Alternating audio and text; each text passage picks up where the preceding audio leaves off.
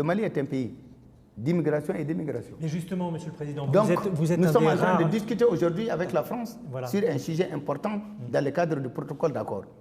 Je pense que la France, que je comprends, demande le retour. Nous demandons la régularisation. Mais pendant longtemps, le thème s'est bâti sur l'arithmétique.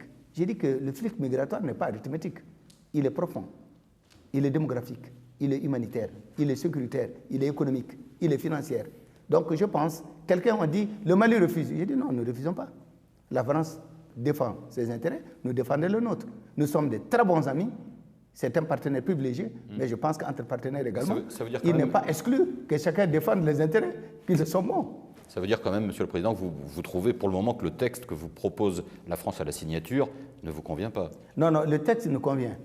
Mais c'est la partie de la reconduction ne nous convient pas. Et nous avons pensé qu'il y a des gens qui sont en France depuis 10 ans. Il y a des gens qui ont travaillé en France depuis 8-9 ans, qui cotisent à la sécurité sociale, qui sont là et tout. Un beau matin, on ne peut pas les prendre et les renvoyer sans rien du tout. Nous avons pensé qu'il était bon qu'on sorte de l'arithmétique, qu'on discute entre amis, et c'est ce que nous avons commencé de faire.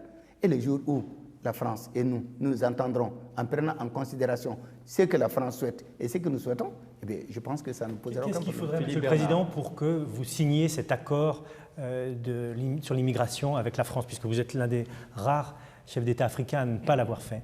Mais je pense que, comme je vous l'ai dit, la divergence, ce sont ces deux points. Pour la France, on peut nous accorder un certain nombre de régularisations. Mais le nombre, je crois que ça doit être 1500 ou 1300. Et lorsque nous comptons, il y a combien de Maliens en France? Et il y a d'autres également qui sont là et qui ont travaillé depuis des années. Mais nous avons dit que le sujet à la France est clair et nous l'avons répété aux Maliens.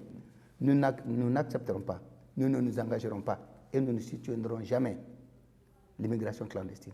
Mais est-ce que vous avez fixé un seuil de régularisation? Vous parlez de 1500, vous dites, à vous comprendre, c'est beaucoup trop peu. Quel serait un chiffre acceptable pour vous? Mais je pense que nous n'avons pas... C'est pour cette raison que j'ai dit que je préfère sortir de l'arithmétique. Oui.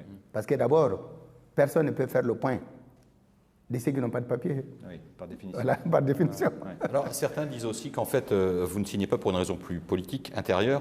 Il y a tellement de Maliens ici qui dépendent de l'aide qu'envoient les Maliens de France à leurs familles, à leurs proches pour vivre, qu'en fait, vous ne voulez pas prendre le risque d'une impopularité en acceptant de signer ce texte. Non, non, je pense que cela n'est pas juste.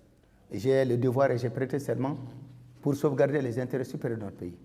Et je vous ai dit, pour nous, la diaspora, c'est 456 millions d'euros par an. Et je pense que c'est plus. Et peut-être 11% du produit intérieur brut de notre pays. Je pense que ce n'est pas une manne qu'il faut négliger.